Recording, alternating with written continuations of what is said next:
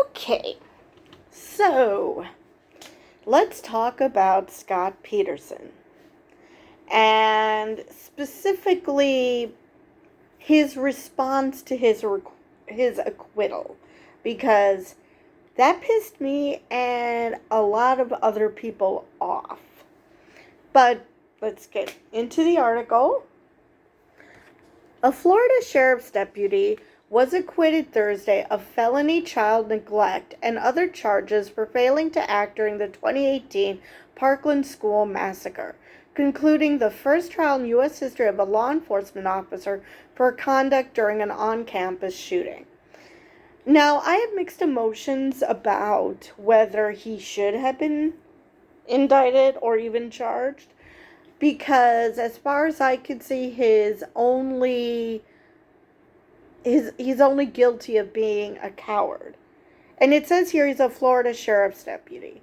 How the holy hell do you take a job like that if you're, not going to do your job? Maybe he was like Trump and decided that he was braver than he actually was. Because Trump did say he would have run into the building and confronted the shooter, which is laughable. But anyway, former Broward County Deputy Scott Peterson wept as the verdicts were read, while the fathers of two students murdered at Marjory Stoneman Douglas High School on February 14, 2018, stared straight ahead and quickly left the courtroom. The jury had deliberated for 19 hours over 4 days. And I don't blame the fathers for not wanting to deal with anything more after hearing the verdict, because he probably could have helped. But at the same time, what were the charges exactly? Child neglect? He's not a babysitter. It wasn't his job to... Yes, it was his job to protect, absolutely. But was it his job to raise students? I guess I just don't understand the child neglect charge. Anyway, after court adjourned, Peterson, his family, and friends rushed into a group hug as they whooped, hollered, and cried.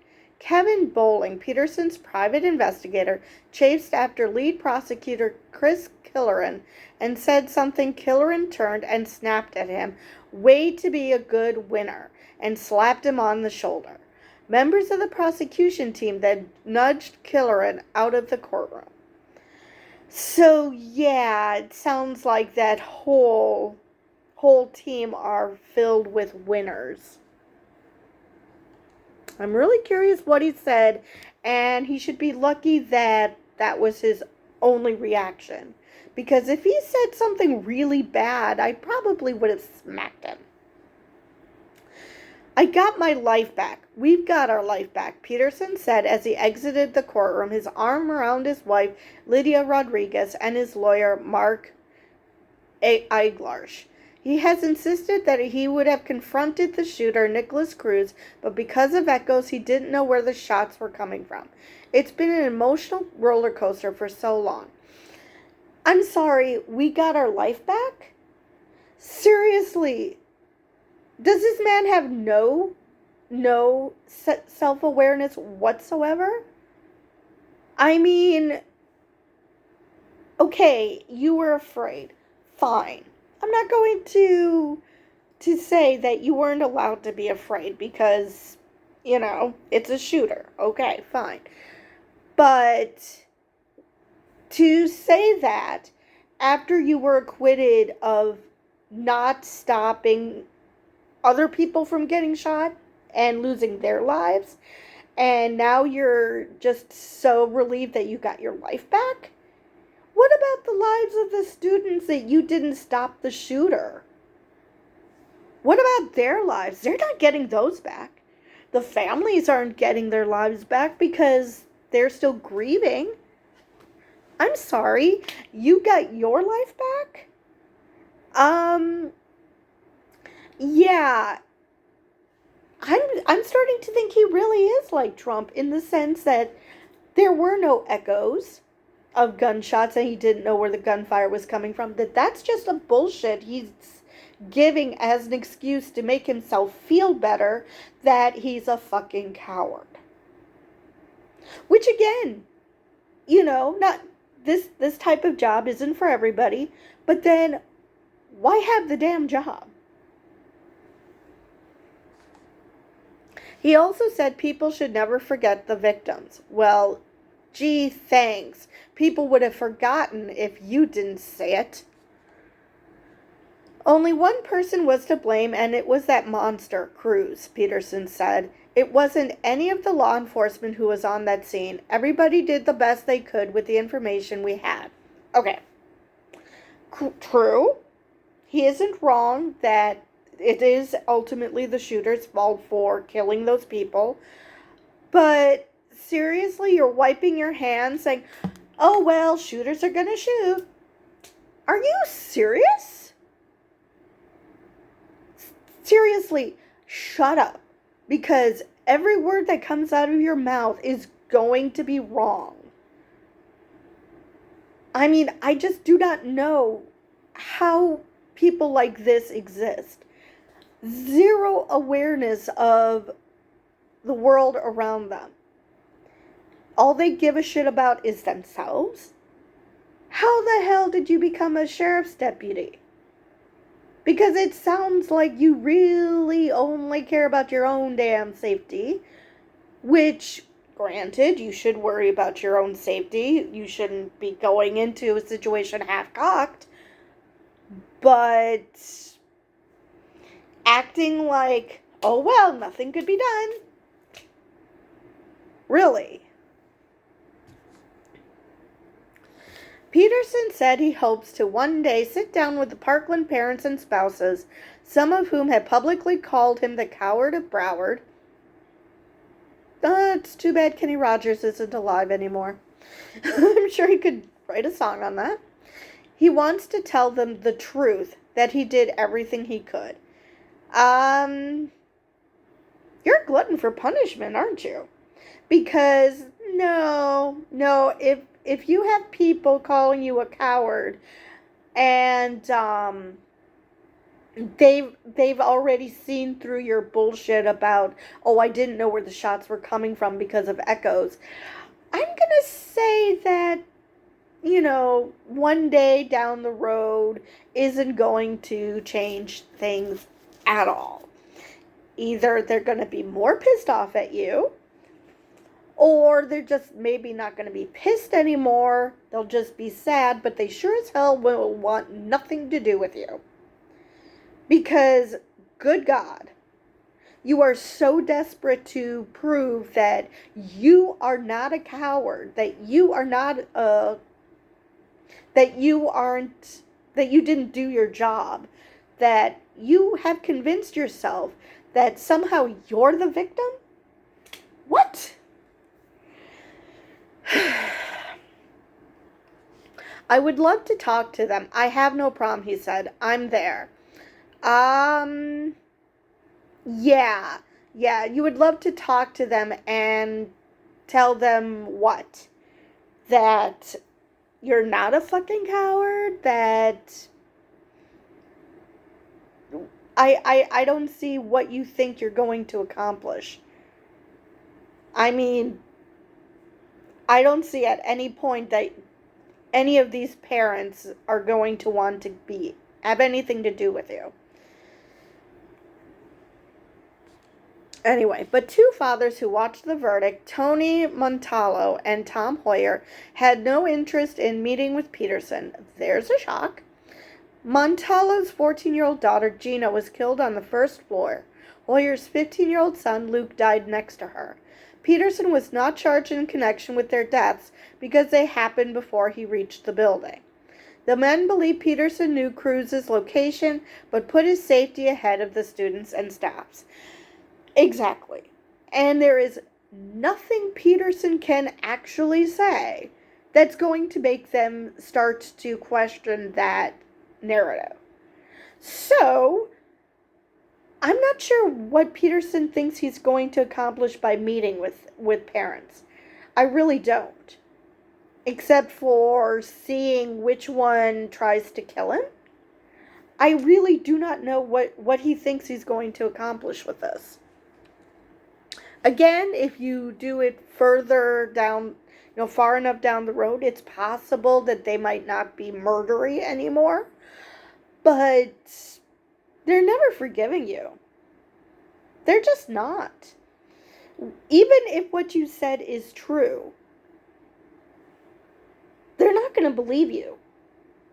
So I just think you should, just forget about it. Because that's probably the safest thing for everybody. They're not going to want to meet with you, and far enough down the road, why would they want to have another encounter with the person who they saw as did nothing? So you go far enough down the road that they don't want to kill you anymore, and then, that's like reopening a wound. If you do it too soon after, you're going to have to hope nobody tries to kill you. I just do not see what you think you're going to accomplish. No, bring my daughter back, Montaldo said after meeting with Peterson. We all trade anything to get our kids back. The spouses, they who lost someone, they want them back too. And if that's not going to happen, why do we need to talk to this failure? He didn't do the right thing. He ran away. Exactly what I was saying. They're not going to want to have anything to do with this douchebag. I mean, again, fine, you're a coward. There's nothing inherently wrong with that. Not everybody's cut out for that. But why are you doing this job exactly? I mean, I would really love to know, especially if he's a sheriff's deputy. Why is he doing a job that he's afraid to do? Because you do not become a sheriff's deputy just like that. So what exactly did he think the job entailed exactly? I really would love to know why he became a police officer to begin with, because you have to expect that something like this might happen. Not necessarily in a school, but that you're going to have to confront dangerous people. So, yeah. Hoyer said he didn't think Peterson would tell them the truth. Probably not. The campus deputy at Stoneman Douglas, Peterson, had been charged with failing to confront shooter Cruz during a 6-minute attack inside the 3-story, 1,200 classroom building that left 17 dead. Again, dereliction of duty, definitely. I don't know if that's a criminal offense, though. Like I said, though, definitely makes you wonder what he was doing working in this job if he wasn't going to, protect the students he was supposed to protect. His charges were in connection to the 6 killed and 4 wounded on the 3rd floor who were shot more than a minute after he approached the building. Prosecutors did not charge Peterson in connection with the 11 killed and 13 wounded on 1st floor before he arrived. Well, that makes sense. No one was shot on the 2nd floor. That's interesting. Prosecutors were using a novel legal theory against Peterson that as the school's assigned deputy, he was legally a caregiver to its students, a requirement for him to be guilty of child neglect. Okay, so at least my understanding of child neglect was correct. I don't see how he's a caretaker, though. Florida law defines a caretaker as a parent, adult household member, or other person responsible for a child's welfare. Well, that's pretty broad to include police officers. Yeah, I can see where that would come from. If jurors found Peterson was a caregiver, they also would have had to agree he failed to make a reasonable effort to protect the children or failed to provide necessary care. He could have received nearly 100 years in prison, although a sentence even approaching that length would have been highly unlikely given the circumstances and his clean record. He also could have lost his $104,000 annual pension. Prosecutors, during their 2-week presentation, called to the witness stand students, teachers, and law enforcement officers who testified about the horror they experienced and how they knew Cruz was in the 1200 building. Prosecutors also called a training supervisor who testified Peterson did not follow protocols for confronting an active shooter. During his 2-day presentation, Peterson's attorney, Eiglarsh, called several deputies who arrived during the shooting and students and teachers who testified they did not think the shots were coming from the 1200 building. Peterson did not testify. Eiglarsh also emphasized the failure of the sheriff's radio system during the attack, which limited what Peterson heard from arriving deputies. He called the verdict a victory for every law enforcement officer in this country and said the prosecution was political. Jesus Christ, this has nothing to do with politics. It has everything to do with the fact that there are grieving parents who lost their children because a police officer messed up. Even if it's true that he had no idea where the shots were coming from, does that mean paralysis? Or does that mean let's roam the building and see what we can find? Because my understanding is he didn't do that. He didn't roam. He stood in one spot. So, not unlike the Uvalde response. Good God. How dare prosecutors try to second-guess the actions of honorable, decent police officer, Eiglarsh said. Well, let me see. Are you honestly suggesting that because you're a police officer, you could do no wrong? Again, I'm not saying he should have been found guilty, but what? Just because he's a police officer and just because he hadn't been caught doing something wrong before doesn't mean he's honorable. And doesn't mean that even if he is honorable, that gives him a free pass or something. Now, like I said, it's entirely possible that what he's saying is true, but then why were they not roaming the damn halls? You would think that they would at least roam around trying to figure out where the shots are coming from, don't you? Based on this article, it's not telling me anything. And I saw video on the news, and it just showed him standing in place. It didn't show him roaming about trying to figure out where the shots are coming from. But Broward State Attorney Harold F. Pryor, an elected Democrat, stood by his office's decision to prosecute Peterson. And now we have it. It's a Democrat, so obviously it must be political because Democrats hate guns or something. As parents, we have an expectation that armed school resource officers who are under contract to be caregivers to our children will do their jobs when we entrust our children to them and the schools they guard, Pryor said in a statement. They have a special role and responsibilities that exceeded the roles and responsibilities of a police officer. To those who have tried to make this political, I say, it's not political to expect someone to do their job. Exactly. I do not understand where people are getting that this is political, except for the fact that guns were involved. And obviously Democrats hate guns or something. No, that is not the way it works. So, no, the only ones making it political are those who are claiming that his prosecution was political. Again, don't know if he should have been even charged for not doing his job, because Generally, when you don't do your job, it's not a criminal offense. But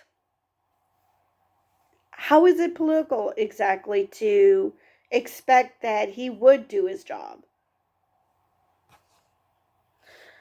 Montalto said if the jurors believe Peterson acted appropriately, they should get him hired at their children's schools.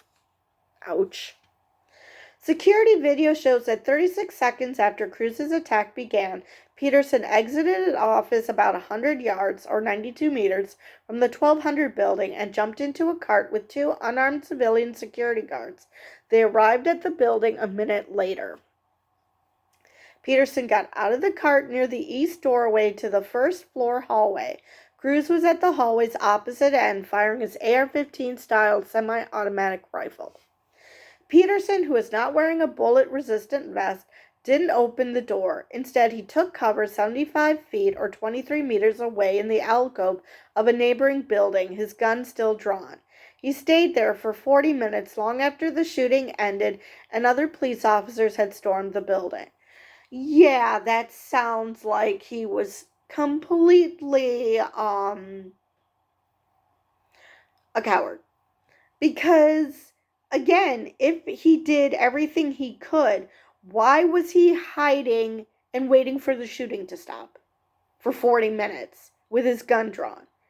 If your gun is going to be drawn, why not roam around, try to figure out where the gunfire is coming from, as opposed to letting other people do it? I mean, again, isn't that your job? Peterson spent nearly 3 decades working at schools, including 9 years at Stoneman Douglas. He retired shortly after the shooting and was then fired retroactively. I'm sorry, I find that hilarious. That is so funny. I guess that if they fire him retroactively, he doesn't get a pension? Or not as much of a pension or something? It sounds like it happened, that he retired after the shooting, and if it was retroactively, it would have to be retroactive to after the shooting. So I don't think that they're actually accomplishing much. It's still really funny though. Cruz's jury could not unanimously agree he deserved the death penalty, which I'm fine with. The 24-year-old former Stoneham Douglas student was then sentenced to life in prison, which is actually cheaper than the death penalty, so yeah, I'm perfectly fine with that. So that is all I have on this article, but yeah, you cannot, it's great that there are teachers who couldn't figure out where the shooting is coming from. And like I said, maybe he didn't know where the shooting was coming from. But to cower for 40 minutes in a corner outside of a neighboring building and not do anything while other officers took care of it, even if you were in the wrong building because you thought that that's where the shots were coming from, at least roam around the building and at least look like you're trying to confront the shooter. But he didn't do that. He was cowering. So I'm going to say that even if he truly couldn't figure out where the shots were coming from, he still didn't do his job. Because what exactly are you accomplishing by what you did?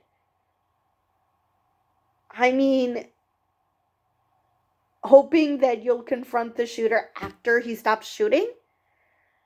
Well, how many people were you willing to sacrifice until you saw him? That makes 0 sense. So anyway, again, I don't know if he should have been prosecuted for this because I don't know if you could technically call a resource officer a caregiver, because does that make teachers caregivers? Does that make janitors caregivers? Does that, it could get ridiculous. everybody who works at a school, does that make them caregivers? It just, I don't know, that just could get really weird really fast. A caregiver, yes, they do help children, but it's not like they're involved in a child's day to day.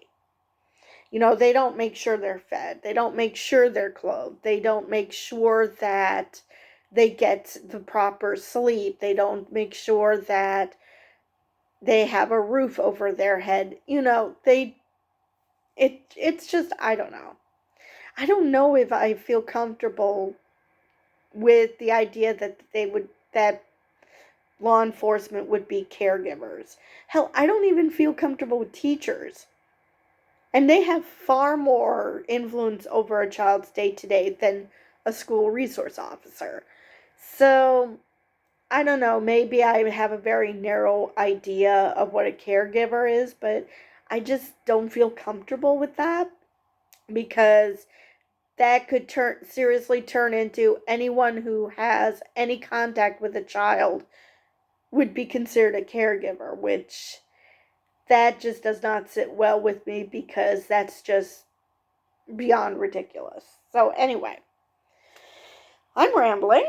So, with that, I will see you guys in the next video.